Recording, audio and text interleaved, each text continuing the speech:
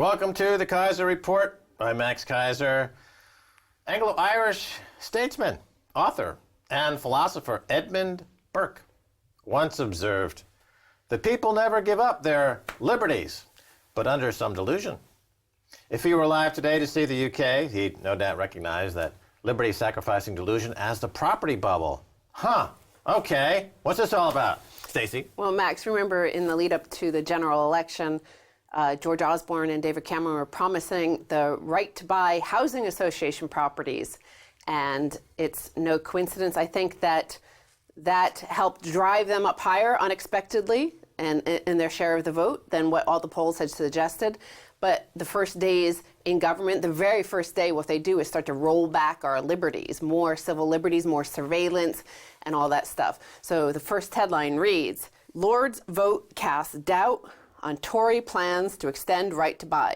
Government plans to extend the right to buy to housing association tenants face a major setback after the Lords voted in favor of a crossbench amendment to the Charities Bill, which seeks to block the measure.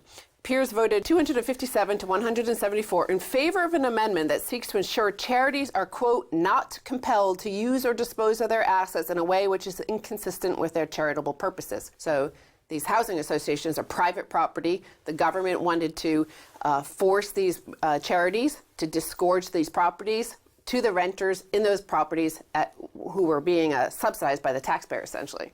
Yeah, so this is in the House of Lords, and they're coming up with a counter bill to try to neutralize Osborne's attempt to steal a lot of private property for his crony buddies.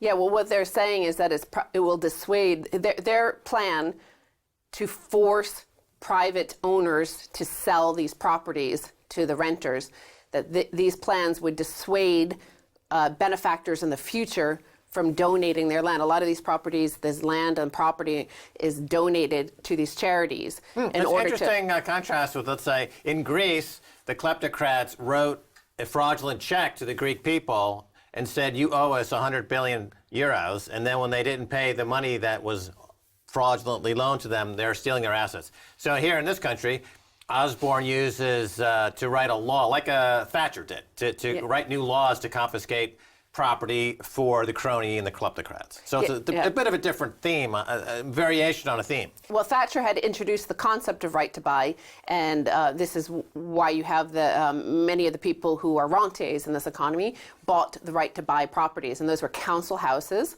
and so they were owned by the state or the councils, and the councils were forced to sell it to the people living in it, and thus was born a class of rentier. Now, these are privately owned properties. They're privately owned by charities, and they're forcing these charities. It's like going in and forcing Greenpeace or Médecins Sans Frontières to disgorge their property and sell it to the people who work there. Yeah, it's capitalism at the point of a gun. Yeah. Essentially, he's threatening, they have very liberal terrorism laws, so they can threaten you with terrorism if you don't disgorge your property to Osborne, who then redistribute it to his kleptocratic friends. Yeah, you could call it capitalism. In America, they call it communism. Say, for example, this opening of relations with Cuba. There's just been a lawsuit filed for billions of dollars from those whose property was seized by the Cuban government back in the 60s. So they're now suing the government. They might want to say, well, over in the UK, it's called capitalism. Yeah, that's Osborne's definition of capitalism. So. But the other interesting thing, of course, is that it's been under the Labour governments where they basically got rid of hereditary peers, and they had always sided with Conservatives and Tories. But here they note that the Commons will have to vote in favour of the amendment before it passes into law.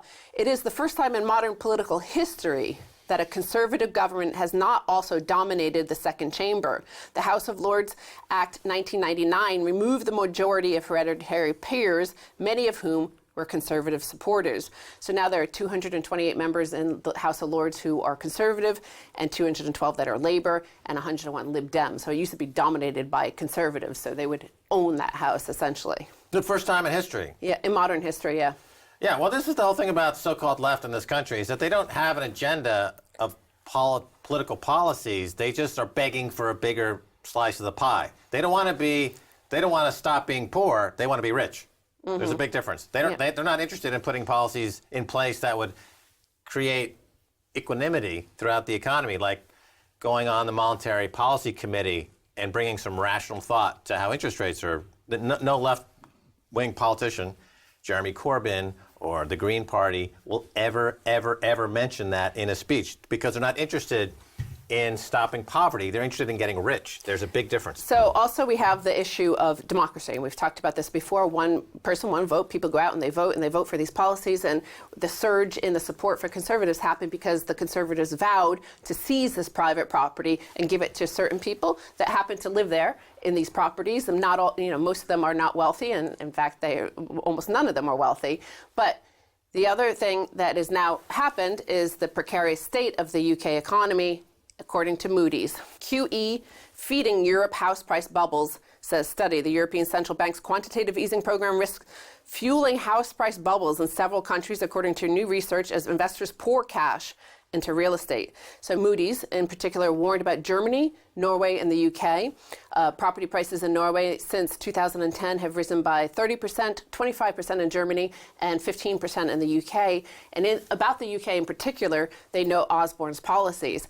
They say Moody's Analytics said that the loan standards in Britain are still relatively loose, primarily because of the government's Help to Buy scheme, which subsidizes purchases. In particular, the number of mortgages with high loan-to-value ratios has risen sharply since the program was introduced in 2013. Right, and the most successful economy in Europe, Germany, the house prices go down. Well, they note that they've risen by 25%.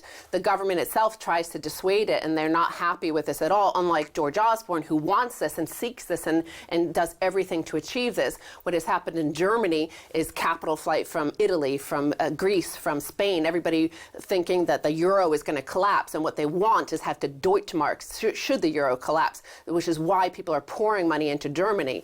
It is not government policy, which is why they note in particular in the UK, it is government policy. It is the Help to Buy scheme, the Help to Lend scheme that was supposed to go to small businesses, and instead it went almost entirely to property lending. And now the Right to Buy scheme that they want to extend to private property, seize the private property, hand it to speculators, and that is being pushed back by the House of Lords at the moment. Right, so Germany is seeing this rise in house price as a problem. A disaster, Yeah, yes. disaster, not as a cause to celebrate. No, because of course they don't want people to live like rentiers. They want people to create value and wealth for the economy. Yeah, they want workers yeah. that go into the factory and get huge wages and huge pension benefits and great health benefits. And all those programs are in surplus in Germany. They don't want rentier, Ponzi scheme, maniacs. Well, speaking of Ponzi schemes, part of it is here we have the policy of pushing those who are least able to afford it onto the property market now, okay? So all the land is already owned by this massive rentier class. If you look at the Times, the Sunday Times list of the richest people in Britain, a lot of them, the British people, i.e. not the ones that are actually oligarchs from overseas, they're actually property developers in the most part. And here's a headline, remarkable headline from this past week. Property fund leaves investors with 2-year wait to get money back. A property fund run by insurance giant Aviva has suspended dealing after losing 2 of its biggest investors. Savers left in the fund, called Aviva Asia Pacific Property, now face a wait of 2 years or longer to get their money back. So these 2 huge whale investors basically represented 75% of the assets of this Aviva fund. Anybody else who followed these whales into this fund, and anybody else who follows the whales into the stock markets or the property markets or the bond markets, well, they're the ones that get left behind. They're the ones that are not allowed to exit for a year, 2 years, 3 years. Yeah, it's like the Jamie Dimon and MF Global. Remember, they got their money out before everyone else. Yes. Completely illegal. Yes. And this, of course, is illegal, as you just described it. I was at an event last night, a political event here in London, talking about exactly what we talk about all the time on the show, and how the property markets are in a bubble and how these economies are unsustainable. And at the end of the event, a young couple comes up to me and says, we only have one question. Should we buy property? So it's in the DNA of British people. You're never going to dissuade them from, like lemmings, running off the cliff into the abyss of a property crash. That's just their destiny is to die this way. Well, we saw that a few months ago. The biggest property developer across China dumped his entire holdings, all of them.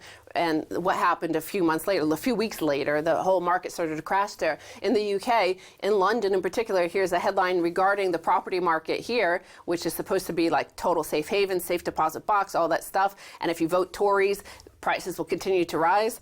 Well, highest London house prices dip. Kensington and Chelsea, Camden and Richmond fall as bottom end gets boost from first-time buyers. So some of the capital's most expensive residential areas saw house prices drop sharply this month, according to data released today, with high demand supporting the lower end of the market. In Kensington and Chelsea, London's most expensive borough to buy in, prices dropped by 7.2% from June to July, according to Rightmove. And in the poorer areas, some of the poorest sections of London, well, relative to the rest of London anyway.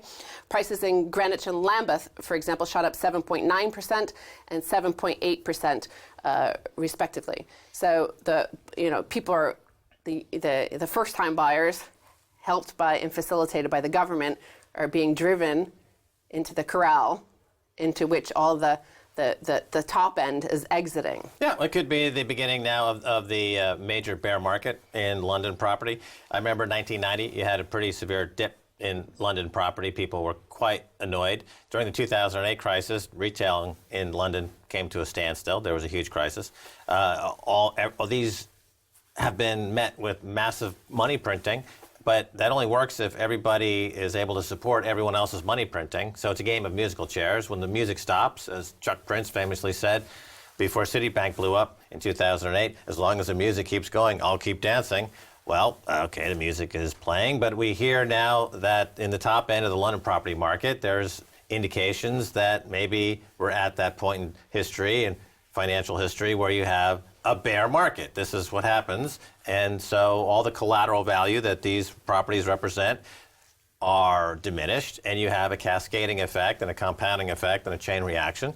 And I would imagine the fact that China is contracting and Australia is contracting and Canada is and all these economies are now in collapse, along with the commodities index, is going to make its way into this high-end London property. It's just as night follows day, as Pluto orbits around the solar system, as boy meets girl, as as it's just the way it is. I mean, but when it does fall, as predictably as it will, somebody will take the blame.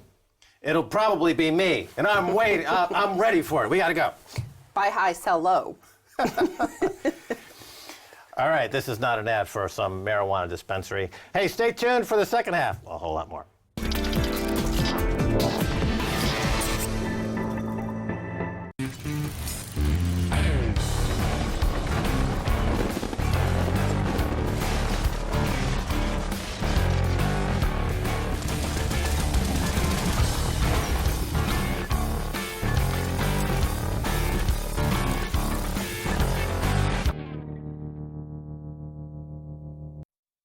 A story of people in Liberia.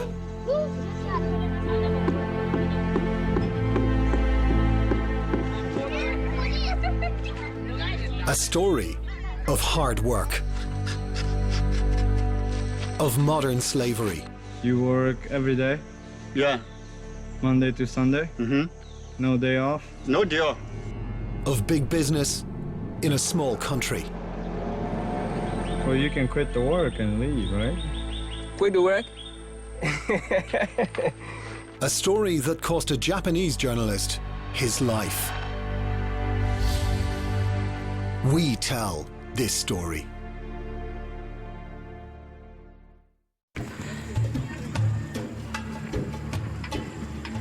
Around 4 o'clock, evening, in Gomborungala.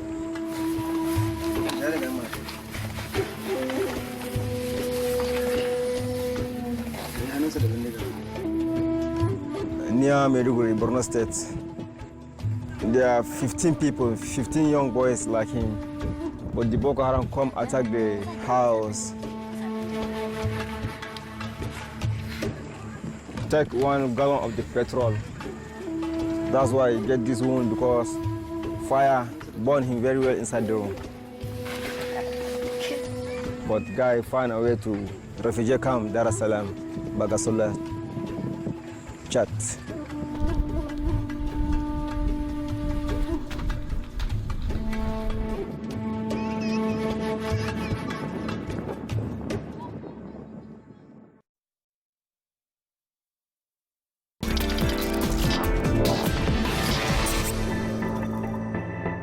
Welcome back to the Keiser Report. I'm Max Keiser. Time to return to Boulder, Colorado.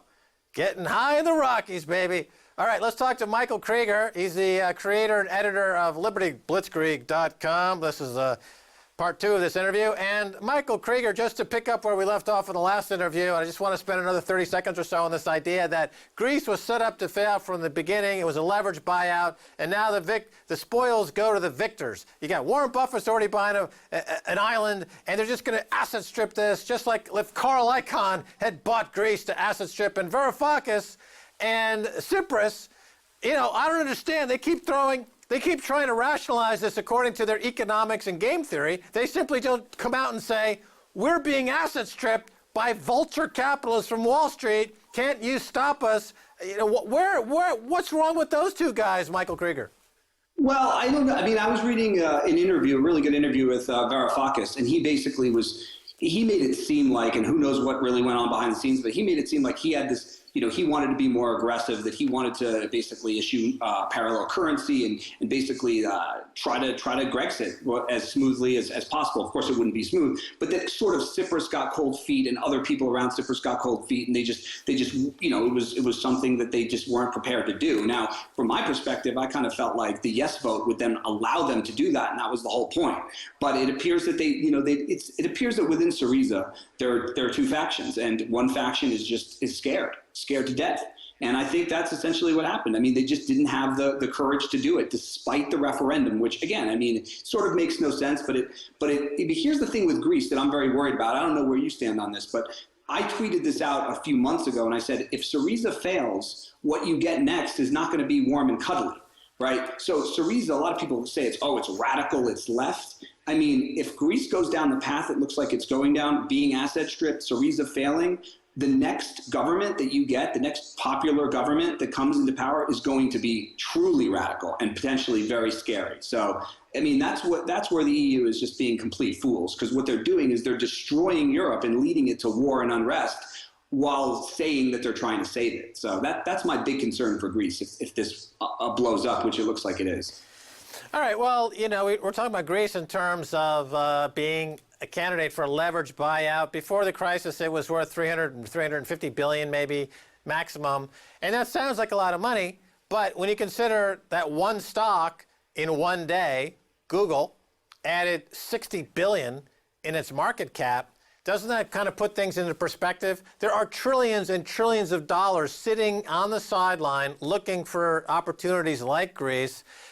Is this market that we're seeing now with Google adding 60 billion in a day, with Facebook worth hundreds of billions of dollars, with this Apple computer now 700 billion, Carl Icahn thinks it's going to be worth over 1.2, 1.3 trillion dollars in market cap. Is this a sustainable trend, Michael Krieger? No, I mean, I don't think it's a sustainable trend. I mean, just if you look back in history, what you see is, I mean, you see companies, they do get huge, they become massive, and then eventually you do get competition, and these companies also get lazy. And like, for example, Microsoft is a good example. I mean, they got huge, they had a monopoly, and then they just kind of faded away, and they stopped. They didn't have any innovation whatsoever. All the products that they tried to come out with, for the most part, were failures. And so it's interesting if you look at Apple, because I mean, the Mac. I still feel like Apple is riding on Steve Jobs' coattails. I mean, the guy was obviously brilliant, and what he did was, I believe, more attached to him as a person than anything else. And so I sort of wonder whether what looks to be a failure of the Apple Watch is sort of the first in a line of Apple kind of losing its edge as far as putting out products that really are game changers and innovative. That's what would happen in a market economy. Now, we both know we don't really have a market economy. So will these companies be able to sort of use their influence like too big to fail banks? So you get like too big to fail Silicon Valley sort of thing, where they become monopolies and entrenched, and then they put regulations in place to stop competition. That'll be interesting to see. Hopefully not, but because technology is still the one area that I see in America, and I see it here in Boulder, where you have a huge tech scene that's just exploding right now. That's the only area that's actually allowed to innovate in the U.S. economy, and you see what happens. Every other area is essentially like closed off, like a feudal monopoly, essentially. Right, good point. There's a lot of good information on your site, Liberty Blitzkrieg. You write some great stuff. Tell us about what's happening in Santa Cruz, they're cutting ties with banksters. You wrote about it. Tell us about it. Yeah, it's really interesting. So one of the commissioners, he basically wrote, he proposed to the rest of the board in Santa Cruz County that basically 5 banks who saying have essentially pled guilty. They're guilty of they're felons, and that Santa Cruz County should not do business with them anymore. And what was amazing is that the board actually agreed with him, and they voted to stop doing business. Now, what's interesting here is a lot of people on my Twitter stream and on my site who think this is great, sort of were skeptical, like, well, hopefully their finances are in good order, or what's going to happen when they need to raise debt, and I don't know the answers to that. Like, I don't know if they have other options, or if the too big to fail. It'll be interesting to see if the too big to fails somehow try to punish Santa Cruz in some way. We'll have to see, but certainly, I mean, this is one of the few areas I've actually seen where public commissioners are actually doing the right thing, and they have the courage to do it. Because for the most part, no one wants to step out of line. As you even mentioned, I think that's the problem with the Greenpeace guy. I mean, he's got a nice job, he's making money, he's in charge of this big, organization. Why does he want to be a target? So for these people to do this is very brave, and it should be highlighted. And 3 years ago, I might say, well, this could be the start of a trend. I mean, unfortunately, I just see so much kind of cowardice out there that I'm not convinced of that. But you never know. It's a really good thing, though. All right, let's move on. Another point you make on your site, another great story you're highlighting there, is exemptions from laws, cutting ties with bankers, criminals. Malaysia will be upgraded to a Tier 2 nation in order to include it in the Trans-Pacific Partnership trade deal. That sounds pretty dodgy. Michael Krieger, tell us about it. Yeah, it's crazy. And, I looked into it a little bit more since then, and it even gets worse and worse. So in a nutshell for your listeners, so trafficking in persons is a report that the State Department puts out every year, and they put it out about mid-June. Now, obviously, we're at the end of July, and there's no report out this year. And so the buzz in D.C. is essentially that the State Department is ready to upgrade Malaysia from Tier 3 to Tier 2 in this trafficking in persons report, which would be needed in order to include them in the way they need to be included in the Trans-Pacific Partnership. Okay, well, here's the crazy part. Pretty much everybody that follows human trafficking understands that Malaysia has done absolutely nothing to warrant an increase in rankings. In fact, earlier this year, they found 139 mass graves of illegally trafficked people in Malaysia. They just found bodies everywhere. But beyond that, I looked into some other statistics. So an organization called the Global Slavery Index, which tracks modern slavery around the world, said that Malaysia has an estimated 140,000 modern slaves. There's an estimated 2 million people trafficked, and tens of thousands of women forced into prostitution. So, I mean, Malaysia is an absolute basket case on human rights and in human trafficking. But, the corporation, ruled by corporate law and these panels and protecting profits of multinational corporations at the expense of people worldwide is more important. And that's it. But we haven't seen Malaysia upgraded yet. It'll be interesting to see what happens. 160 House of Representative members have written a letter worried about this, and 17 senators. So we'll see what happens. But it's certainly disturbing. Michael Krieger, you were in New York. You were working in finance. Now you live in Colorado. Colorado was recently listed as the #1 economy in the U.S. What's going on?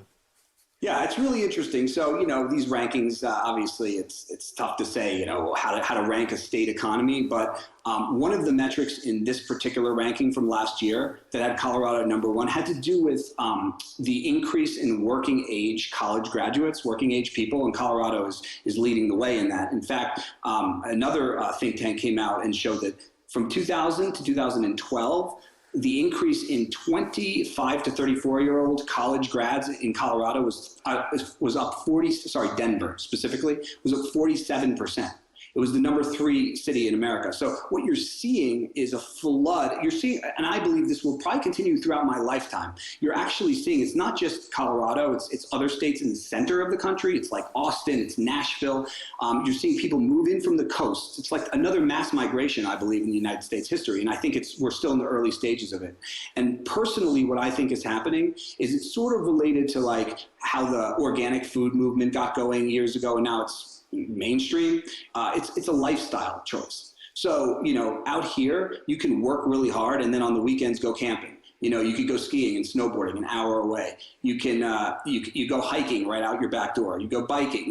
It's a really good balance. And I think more and more, particularly young people, millennials have different priorities than older generations. They care about lifestyle, and lifestyle in Colorado is great. Although we've got enough people moving here, so. Right. Well, there's a lot of mobility in the United States. People move around states all the time. Here in the UK, in London, the housing market is unaffordable by 95% of all new graduates, and there are no jobs unless you want to work for a big bank. But people never consider moving. They just say, well, if I'm not going to live in London, then I'm just going to starve to death. I don't understand that mentality. Why don't they just move? Right. Yeah, no, that's interesting. In fact, a lot of people in New York kind of have that mentality. It's changing, but I mean, at least for me growing up, it was always like New York City is the center of the world. Like, how could I ever live anywhere else? But what I found on my road trip, and I know you interviewed me after that several years ago, what I found is the gap, let's say the culture gap, the food gap, the fun gap, whatever, is narrowing so considerably across the country that you'll go to like little towns even, college towns around America, and you'll be like, wow, I can't believe I can have such good food, or these art galleries, these cultural events. So whereas people used to think you needed to be in one of these coastal big cities to have culture, at this point you don't need that. So you'll get a kick out of this. I went to a bagel place in Denver the other day. It was pretty good. The guy actually is making New York City tap water. So he's taken the mineral content specifically, and he's changing the water here to make it the exact mineral content, so the bagels are better. Well, that's the secret. You can't have a good bagel with a schmear if you're going to make a bagel unless it has New York City water. That is obviously the truth. We've got about 20 seconds left. The Republican National Convention is going to be there, speaking about tourists and whatnot. We've only got about 20 seconds left. Any thoughts on that? I mean, I'm going to end with this. Donald Trump, people think he's a joke. Huffington Post is covering him in entertainment. I think he's extremely dangerous. I think, as Jeffrey Tucker said, he is the first manifestation we've seen, at least in my lifetime, of like a right-of-center fascist statist guy. And he's appealing to angst and energy. It's really disturbing. I think Trump could continue this momentum, unfortunately. And so I'd continue to watch out for him. The rest of them are just jokes, and so is he. But he came out of nowhere, so pay attention. All right, Michael Krieger, who is the creator and editor of Liberty Blitzkrieg, thanks for being on the Keiser Report. Thanks, Max. Always fun. And that's going to do it for this edition of the Keiser Report with me, Max Keiser, and Stacy Herbert. I'd like to thank our guest, Michael Krieger of LibertyBlitzkrieg.com. If you'd like to get in touch, tweet us at Keiser Report. Until next time, bye, y'all.